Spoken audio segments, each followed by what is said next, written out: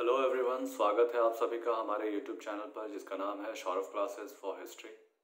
आज मैं आप लोगों के सामने एमए सेमेस्टर 1 के सब्जेक्ट कोड CC3 जिसका नाम है कंटेम्प्रेरी वर्ल्ड, इस पेपर से आप लोगों के लिए एक विषय लेकर आप लोगों के सामने उपस्थित हुआ हूँ। वह हमारा विषय है संयुक्त राष्ट्र संघ, इसकी स्थापना, उद्देश्य, सिद्धांत तथा अंग, इन सब चीज़ों की चर्चा हम अपने इस आज के क्लास में करेंगे। तो हमें संयुक्त राष्ट्र संघ के बारे में जानना है, इसकी ओरिजिन एंड जेनेसिस, इसका विकास। तो इससे संबंधित हमारे पास प्रश्न काफ़ी बन सकते हैं, तो आज हम इसी के एक पहलू को उठाने का प्रयास करेंगे। तो चलिए बिना देरी किए हम अपने विषय को प्रारंभ करते हैं। प्रथम विश्व युद्ध की विभीषिका से पीड़ित मानव समाज को भविष्य में युद्धों की सुरक्षा प्रदान करने तथा शांति और सुरक्षा बनाए रखने की दृष्टि से राष्ट्रसंघ की स्थापना की गई थी, परंतु राष्ट्रसंघ अपने उद्देश्यों में असफल रहा और संपूर्ण विश्व को द्वितीय विश्व युद्ध का सामना करना पड़ा। इस युद्ध की विध्वंसकारी तांडव के दौरान विश्व के अनेक राजनीतिज्ञों तथा विचारकों को मानव जाति की रक्षा के लिए अंतर्राष्ट्रीय शांति और सुरक्षित रखने वाले एक शक्तिशाली अंतर्राष्ट्रीय संगठन के निर्माण की आवश्यकता महसूस हुई। काफी वाद विवाद तथा विचार विमर्श के पश्चात 24 अक्टूबर 1945 ईस्वी को संयुक्त राष्ट्र संघ, जिसको हम लोग UNO यूनाइटेड नेशन ऑर्गेनाइजेशन भी कहते हैं, की स्थापना की गई। अब संयुक्त राष्ट्र संघ की स्थापना के बाद हम इसके उद्देश्य और सिद्धांतों को देखेंगे। तो सबसे पहले इसके उद्देश्य और सिद्धांत में हम पाते हैं कि UNO के चार्टर राष्ट्र संघ के प्रतिज्ञा पत्र की अपेक्षा अधिक विस्तृत था। इसमें कुल 10,000 शब्द थे और 1,111 धाराएं थी और लगभग 19 अध्याय थे। UNO के घोषणा पत्र में कहा गया कि युद्ध के भय को सदा के लिए समाप्त करने, मानव के मौलिक अधिकार, प्रतिष्ठा, योग्यता, स्त्री पुरुष तथा छोटे बड़े समस्त राष्ट्रों को समानता के अधिकार को रक्षा करने, न्याय को स्थापित करने एवं सामाजिक उन्नति एवं जीवन स्तर को ऊंचा उठाने के लिए राष्ट्रसंघ की स्थापना की गई है। इससे कुछ प्रमुख उद्देश्य जो थे वो थे अंतर्राष्ट्रीय शांति एवं सुरक्षा बनाए रखना, शांति के संकटों को प्रभावपूर्ण एवं सामूहिक प्रयत्नों से रोकना, शांति भंग करने वाली शक्तियों को दबाना तथा अंतर्राष्ट्रीय कानूनों के आधार पर अंतर्राष्ट्रीय झगड़ों को सुलझाना। व्यापक शांति को प्रोत्साहित करते हुए समानता तथा स्वतंत्रता के आधार पर राष्ट्रों के बीच मैत्रीपूर्ण संबंध को बढ़ाना। इसके साथ साथ विश्व की आर्थिक, सामाजिक, सांस्कृतिक तथा मानसिक समस्याओं के हल करने के लिए अंतर्राष्ट्रीय सहयोग प्राप्त करना तथा मानव अधिकारों एवं मौलिक अधिकारों को बिना किसी भेदभाव के प्रोत्साहित करना। इसके अलावा इसके और एक प्रमुख उद्देश्य थे, जो कि है संयुक्त राष्ट्र संघ एक ऐसा केंद्र बनाया गया जहां उपयुक्त उद्देश्यों की प्राप्ति के लिए राष्ट्र अलग अलग कार्यों में समन्वय स्थापित कर सके।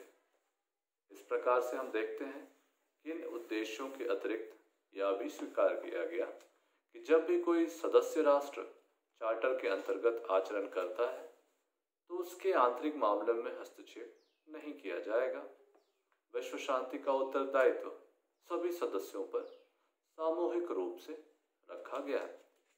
अब इसके हम उद्देश्यों को देखने के पश्चात इसके सिद्धांतों को देखें तो हम संयुक्त राष्ट्र संघ के सिद्धांतों में पाते हैं कि इसके सदस्य राष्ट्रों की सार्वभौमिकता और समानता अक्षुण्ण रहेगी।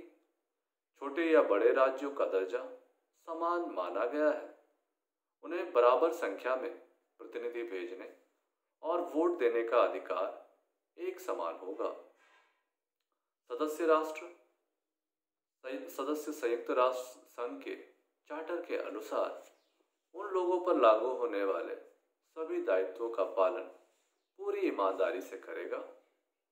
सदस्य राष्ट्र अपने आपसी विवादों को शांतिपूर्ण ढंग से निपटाने के लिए वचनबद्ध होंगे।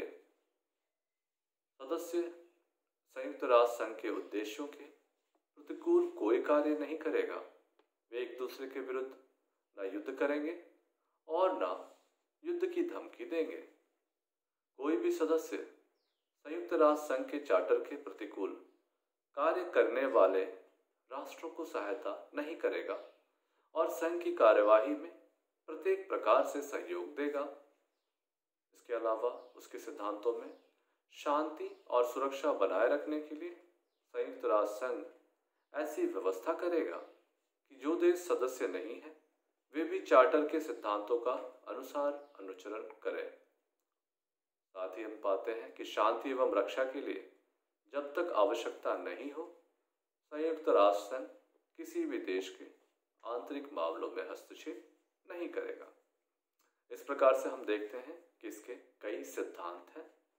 इन सिद्धांतों को देखने से यह पता चलता है कि आदर्श रूप में ये बहुत उचित लगते हैं, परंतु व्यवहार में इनमें काफ़ी कठिनाइयाँ उपस्थित होती हैं। उदाहरण के लिए चार्टर में सभी सदस्य राष्ट्रों को समानता का अधिकार दिया गया है, लेकिन सुरक्षा परिषद के 5 सदस्यों को जो विशिष्ट अधिकार प्राप्त हैं यह समानता के सिद्धांतों के बिल्कुल विरुद्ध पाया जाता है। अब हमने देखा संयुक्त राष्ट्र संघ की स्थापना, इसके उद्देश्य और इसके सिद्धांत। अब हम संयुक्त राष्ट्र संघ के विभिन्न अंगों की चर्चा करेंगे एक एक करके। इसके कुल 6 अंग हैं। इन 6 अंगों के नाम, उनकी स्थापना, उसका उद्देश्य और उनके अधिकार और कार्यों की भी चर्चा किया जाएगा। संयुक्त राष्ट्र संघ के मुख्य रूप से 6 प्रमुख अंग हैं, जिसमें महासभा, सुरक्षा परिषद, आर्थिक एवं सामाजिक परिषद, न्यास परिषद, अंतर्राष्ट्रीय न्यायालय और सचिवालय इसके महत्वपूर्ण अंग माने जाते हैं। तो सबसे पहले हम महासभा, जिसे हम इंग्लिश में द जनरल असेंबली भी कहते हैं, के बारे में देखेंगे कि इसके चार्टर के अध्याय 4 से 9, अनुच्छेद 9 से लेकर 22 तक महासभा की रचना, उसके कार्य और शक्तियों के विषय में वर्णन किया गया है। महासंघ को संघ की व्यवस्थापिका सभा भी कहा जाता है। यद्यपि इसके प्रस्ताव बाध्यकारी नहीं होते, संघ के सभी सदस्य महासभा के सदस्य होते हैं। प्रत्येक सदस्य राज्य को महासभा में 5 प्रतिनिधि तथा 5 वैकल्पिक प्रतिनिधि भेजने का अधिकार है, किंतु उनका मत एक ही होता है। महासभा का एक अध्यक्ष और 7 उपाध्यक्ष होते हैं। महासभा प्रत्येक अधिवेशन के लिए अपना सभापति चुनता है। इसका अधिवेशन वर्ष में एक बार सितंबर माह में तीसरे बृहस्पतिवार को आरंभ होता है, किंतु आवश्यकता पड़ने पर विशेष अधिवेशन महामंत्री, सुरक्षा परिषद तथा संयुक्त राष्ट्र संघ के सदस्यों के बहुमत की प्रार्थना पर बुलाया भी जा सकता है। विशेष अधिवेशन 15 दिन की अग्रिम सूचना देकर बुलाया जाता है।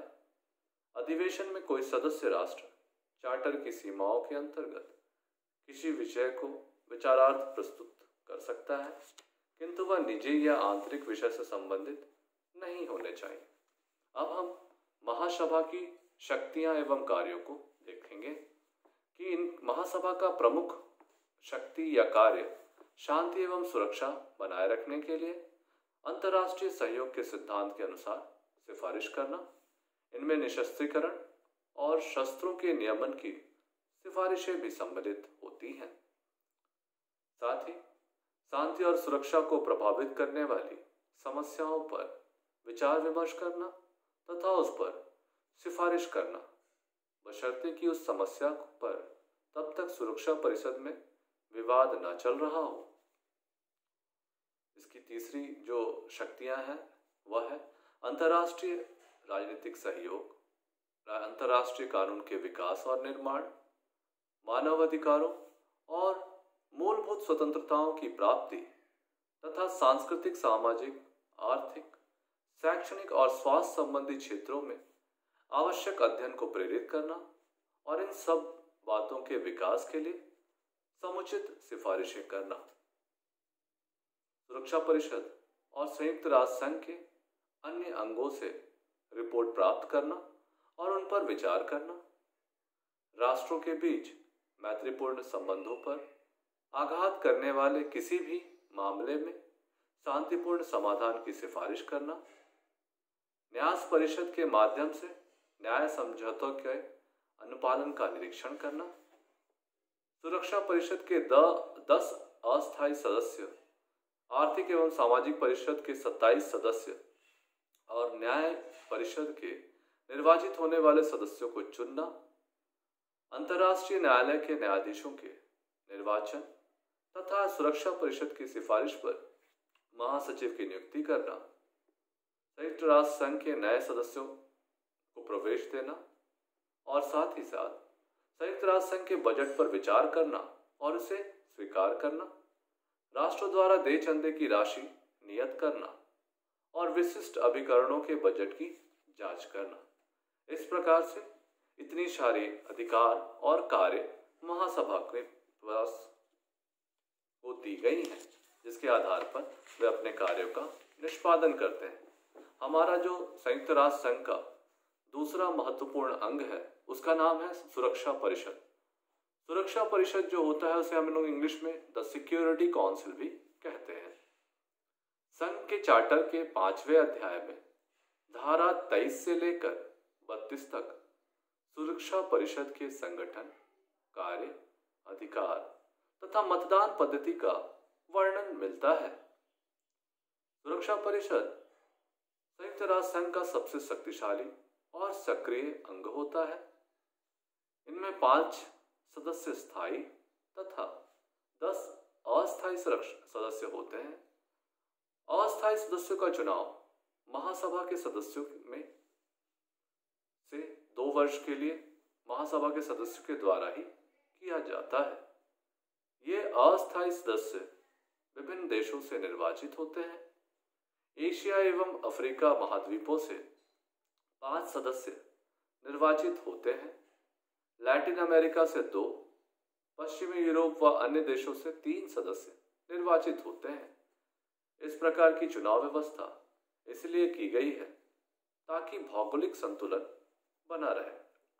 अब हम सुरक्षा परिषद के अधिकार और कार्यों को देखेंगे। तो इसका सबसे पहला जो अधिकार है, सुरक्षा परिषद का प्रमुख कार्य अंतर्राष्ट्रीय शांति की स्थापना करना है।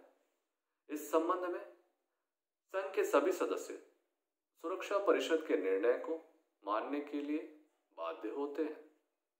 सुरक्षा परिषद समझौते द्वारा समस्या का समाधान न होने पर सशस्त्र सैन्य बल का भी प्रयोग करते हैं।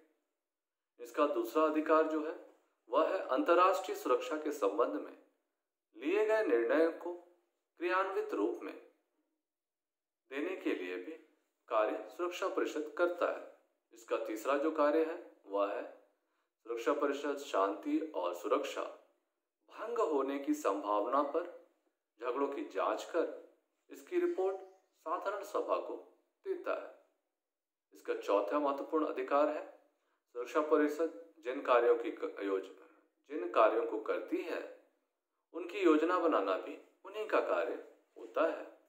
इसके अलावा 5वां जो इसका महत्वपूर्ण अधिकार है वह है नए सदस्यों को संघ में प्रवेश करने के लिए कराने का कार्य भी सुरक्षा परिषद के पास होता है। और इसका 6वां महत्वपूर्ण कार्य जो है वह है सुरक्षा परिषद को अपनी वार्षिक रिपोर्ट साधारण सभा को प्रेषित करनी पड़ती। अब हम इसके तीसरे जो महत्वपूर्ण अंग है संयुक्त राष्ट्र संघ के उसके बारे में चर्चा करेंगे।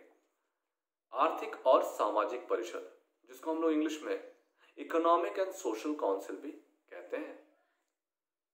संयुक्त राष्ट्र संघ के चार्टर के अध्याय 10 में अनुच्छेद 61 से लेकर 72 तक आर्थिक एवं सामाजिक परिषद से संबंधित बातों की व्याख्या की गई है।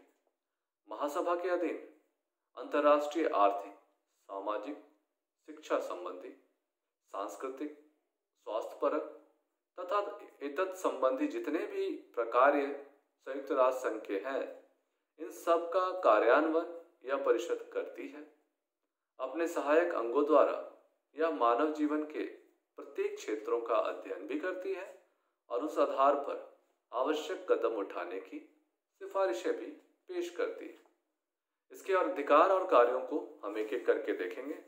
इसका प्रमुख जो पहला अधिकार है वह है सुरक्षा परिषद की प्रार्थना पर किसी भी आक्रांत देश के आर्थिक दंड लगाने में सुरक्षा परिषद की सहायता करती है।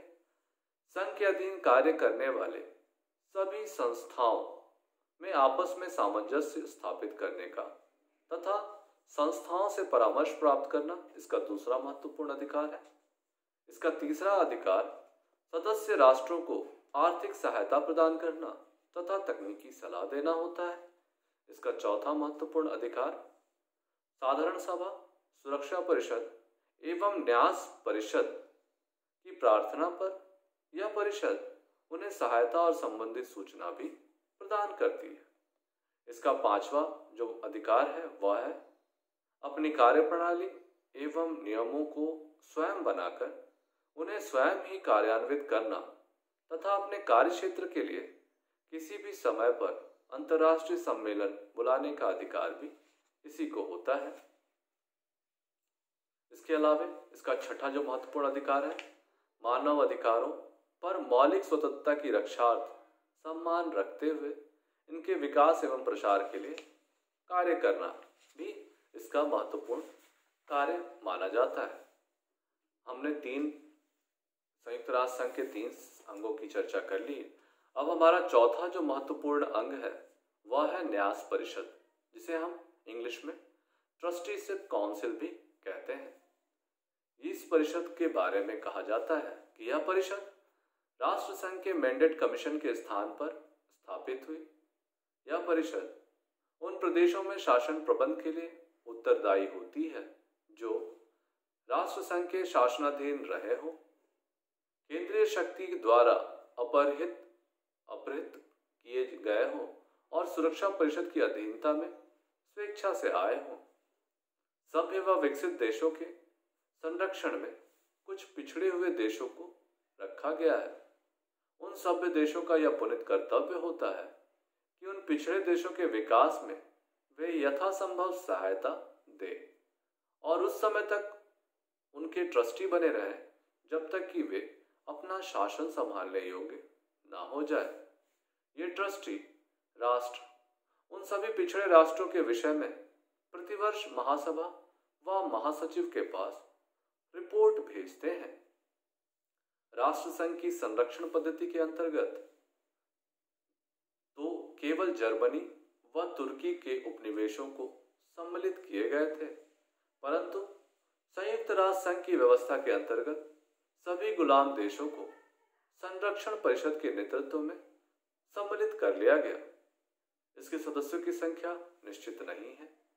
प्रत्येक सदस्य एक मत देने का अधिकारी होता है। परिषद में किसी भी विषय पर निर्णय उपस्थित सदस्यों के बहुमत से लिया जाता है। इस परिषद में बहुधा विशेषज्ञ भेजे जाते हैं, जिसको हम स्पेशलाइजेशन करते हैं, वो उसके विशेषज्ञ होते हैं। तो इसमें बहुत सारे विशेषज्ञ भी भेजे जाते हैं। यह परिषद अपने संरक्षित प्रदेशों के निवासियों का सामाजिक, राजनीतिक और शैक्षणिक अवस्था की रिपोर्ट महासभा के समक्ष प्रस्तुत करती है। इस परिषद को वर्ष में 2 बार अधिवेशन होता है और प्रत्येक अधिवेशन में परिषद के सभापति का निर्वाचन होता है। घाना, फ्रेंच, कैमरून, टागोगोलैंड, इटालियन, सोमालियालैंड आदि संरक्षित प्रदेशों द्वारा स्वतंत्रता प्राप्त करना संरक्षण पद्धति की बहुत बड़ी सफलता है। अब हम इसके 5वें महत्वपूर्ण अंग, जिसका नाम है अंतर्राष्ट्रीय न्यायालय, उसको देखेंगे। संयुक्त राष्ट्र संघ का 5वां महत्वपूर्ण अंग इसका अंतर्राष्ट्रीय न्यायालय है, जिसे हम इंग्लिश में the international court of justice भी कहते हैं। इसकी आरंभिक स्थापना राष्ट्र संघ के तत्वाधान में की गई थी। नवीन न्यायालय अपने पूर्ववर्ती न्यायालय की अपेक्षा कई प्रकार से दोष मुक्त होता है। न्यायालय के विधान के अनुसार इसमें 15 स्थायी न्यायाधीशों के अतिरिक्त अस्थायी न्यायाधीश नियुक्त करने की व्यवस्था होती है। यदि न्यायालय के किसी ऐसे राज्य का मामला विचाराधीन होता है जिसका 15 न्यायाधीश के प्रतिनिधि नहीं हुए, तो वह अपना एक कानूनी विशेषज्ञ मामले की सुनवाई के दौरान अस्थायी न्यायाधीश के रूप में नियुक्त करा सकता है। यह न्यायाधीश मामले की सुनवाई समाप्त होते ही पद से हट जाता है। उससे मामले के संबंध में कानूनी सलाह ली जाती है, किंतु निर्णय में उसका कोई हाथ नहीं रहता। अंतर्राष्ट्रीय न्यायालय की गणपूर्ति 9 रखी गई है। न्यायालय के सभी निर्णय बहुमत से लिए जाते हैं। बहुमत न होने पर सभापति का निर्णायक मत मान्य होता है। न्यायालय के निर्णय के विरुद्ध कोई अपील नहीं की जा सकती। विशेष परिस्थिति उत्पन्न होने पर न्यायालय अपने निर्णयों पर पुनर्विचार कर सकते हैं। न्यायालय की भाषा अंग्रेजी और फ्रेंच होती है। अंतर्राष्ट्रीय न्यायालय का मुख्यालय हेग अर्थात हॉलैंड में स्थित है। संयुक्त राष्ट्र संघ के निर्णयों को क्रियान्वित करने के लिए संघ के चार्टर की धारा 94 में व्यवस्था की गई है, जिसके अनुसार संघ का प्रत्येक सदस्य यह प्रतिज्ञा करता है कि वह किसी मामले में विवादी होने पर अंतर्राष्ट्रीय न्यायालय के फैसले को मानेगा। यदि एक पक्ष न्यायालय के निर्णय को नहीं मानता, तो दूसरा पक्ष सुरक्षा परिषद का आश्रय ले सकता है। सुरक्षा परिषद जैसा आवश्यक समझे वैसी सिफारिश अथवा कार्यवाही करेगी। न्यायाधीश के निर्णय यद्यपि सर्वसम्मति से लिए जाते हैं, फिर भी प्रत्येक न्यायाधीश अथवा पृथक विचार निर्णय पत्र के साथ संलग्न कर सकता है। अब हम संयुक्त राष्ट्र संघ के अंतिम और सबसे ज्यादा महत्वपूर्ण अंग की चर्चा करेंगे, जो है सचिवालय। सचिवालय को हम सेक्रेटेरिएट भी कहते हैं। संयुक्त राष्ट्र संघ के कार्यों को संपादित करने के लिए एक सचिवालय की स्थापना की गई है।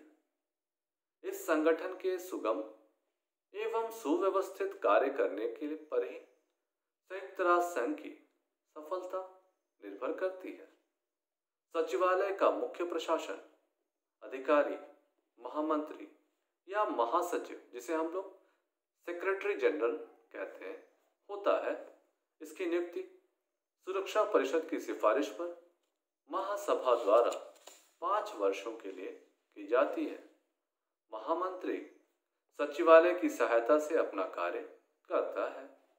चार्टर के अनुच्छेद 97 से लेकर 101 के अनुसार महामंत्री के निम्नलिखित कार्य होते हैं। इसका पहला जो महत्वपूर्ण कार्य है वह है, यदि महामंत्री यह समझे कि किसी विवाद के कारण अंतर्राष्ट्रीय शांति और सुरक्षा खतरे में पड़ सकती है, तो वह उस विवाद की ओर सुरक्षा परिषद का ध्यान आकर्षित करता है। इस प्रकार महामंत्री अंतर्राष्ट्रीय राजनीति में व्यक्तिगत रूप से दिलचस्पी लेकर विश्व शांति बनाए रखने में अपना महत्वपूर्ण योगदान दे सकता है। इसका दूसरा महत्वपूर्ण जो कार्य है महामंत्री का, वह है संघ की संपूर्ण कार्यवाही के संबंध में प्रतिवर्ष महासभा के अधिवेशन में अपना प्रतिवेदन प्रस्तुत करता है। इसका तीसरा महत्वपूर्ण कार्य, अपने पद के कारण महामंत्री महासभा, सुरक्षा परिषद, आर्थिक एवं सामाजिक परिषद तथा न्यायिक परिषद के अधिवेशनों में सम्मिलित होता है तथा उनकी कार्यवाहियों में भाग भी लेता है। इसका चौथा जो कार्य है वह है कि महामंत्री महासभा द्वारा बनाए गए नियमों के अनुसार संघ के पदाधिकारी की नियुक्ति करता है। इन नियुक्तियों के समय उनकी कार्य निपुणता, योग्यता और ईमानदारी पर ध्यान दिया जाता है। जहां तक संभव हो, अधिकांश देशों को सचिवालय सेवाओं में प्रतिनिधित्व दिया जाता है। इस प्रकार के पदाधिकारियों से यह अपेक्षा की जाती है कि संयुक्त राष्ट्र संघ के बाहर किसी सत्ता से न तो कोई आदेश ही प्राप्त करेंगे और न उनके दबाव में आएंगे। संघ के सदस्यों ने यह भी तय किया है कि सचिवालय उत्तरदायित्वपूर्ण अंतर्राष्ट्रीय संगठन होगा और वे इन दायित्व के निर्वाह में पदाधिकारियों पर किसी भी प्रकार का प्रभाव नहीं डालेंगे।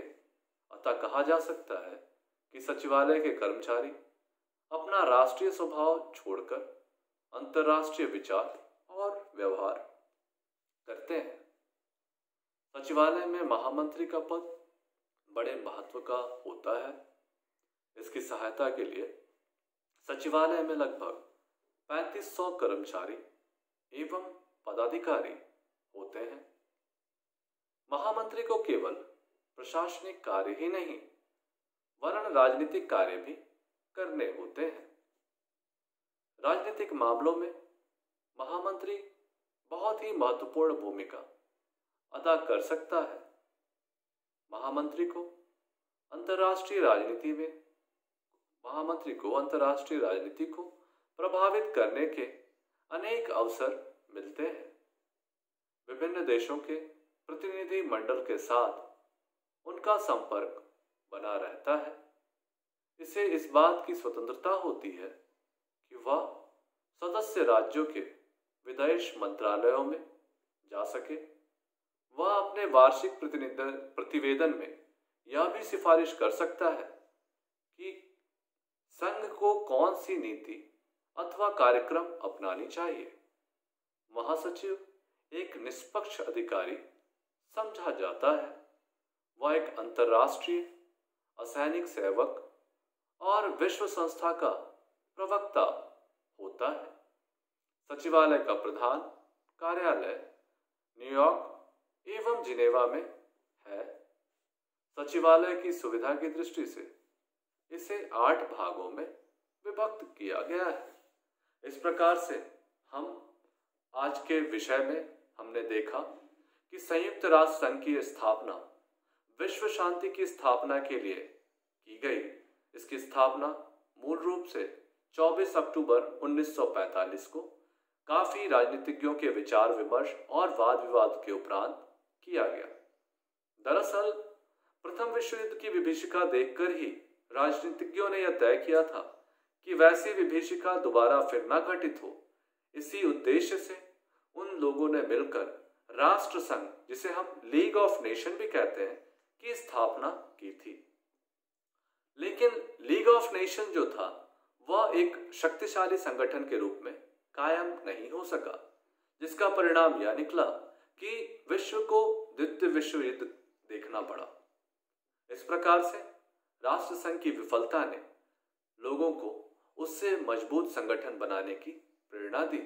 इसी प्रेरणा से प्रेरित होकर द्वितीय विश्व युद्ध के पश्चात राजनीतिक विचारकों और बुद्धिजीवियों ने मिलकर 24 अक्टूबर 1945 को राष्ट्र संघ की स्थापना की। इसकी स्थापना के पश्चात इसके उद्देश्य और सिद्धांत निर्धारित किए गए। इसके उद्देश्य और सिद्धांतों में यह वैश्विक समन्वय, अंतर्राष्ट्रीय शांति, सुरक्षा, सौहार्द, सामाजिक समरसता एवं एक दूसरे से सहयोग की भावना पर आधारित था।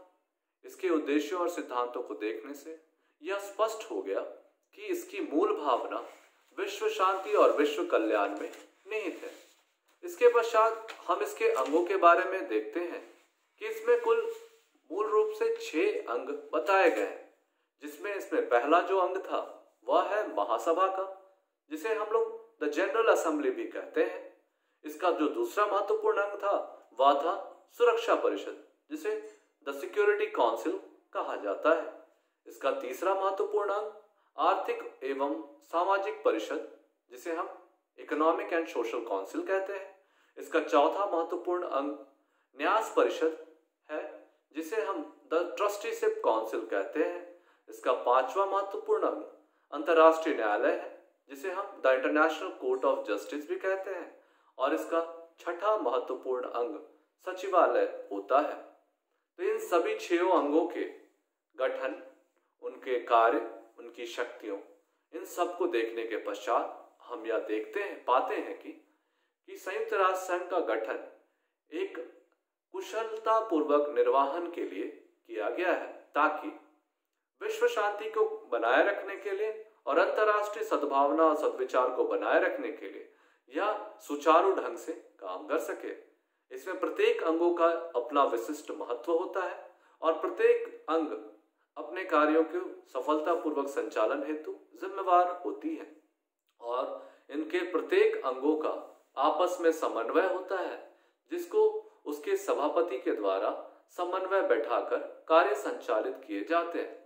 तो इस प्रकार हम देखते हैं कि संयुक्त राष्ट्र संघ विश्व शांति और सद्भावना की स्थापना के उद्देश्य से स्थापित की गई और इसके अंग जो होते हैं वे आपसी समन्वय और अपने व्यक्तिगत उत्तरदायित्व के आधार पर कार्यों का निष्पादन बड़ी ही कुशलता पूर्वक करते हैं और वैश्विक शांति और सुरक्षा की कामना के लिए वे सदा निरंतर सक्रिय पाए जाते हैं। इस प्रकार से यह जो है हमारे लिए काफी महत्वपूर्ण भूमिका का निर्वहन कर रहा है। तो हम अपने इस विषय को यहीं विराम देंगे। उम्मीद करता हूं कि आपको यह विषय अच्छे से समझ में आ गया होगा। इससे संबंधित एक और हमारा प्रश्न आ सकता है, वह होगा संयुक्त राष्ट्र संघ द्वारा विवादों के निपटारे हेतु क्या क्या कार्य किए गए हैं, उनके बारे में हमें पढ़ना है, जिसका बारे में हम अगले क्लास में आप लोगों को बताएंगे। इस क्लास में हमने संयुक्त राष्ट्र संघ की स्थापना, उसके उद्देश्य, सिद्धांत एवं अंगों के बारे में प्रकाश डाला है। आप इसके बारे में अच्छे से अध्ययन करेंगे और अगर आपको इससे संबंधित कोई सवाल हो तो मुझे आप अपने कमेंट सेक्शन में, इसके कमेंट सेक्शन में जाकर आप अपने सवाल या सुझाव मुझे दे सकते हैं। मैं आपके सवालों का उत्तर यथाशीघ्र देने का प्रयत्न करूंगा और हम आज अपनी कक्षा को यहीं विराम देंगे। हम अगली कक्षा में एक नए विषय के साथ फिर से हाजिर होंगे। तब तक के लिए धन्यवाद।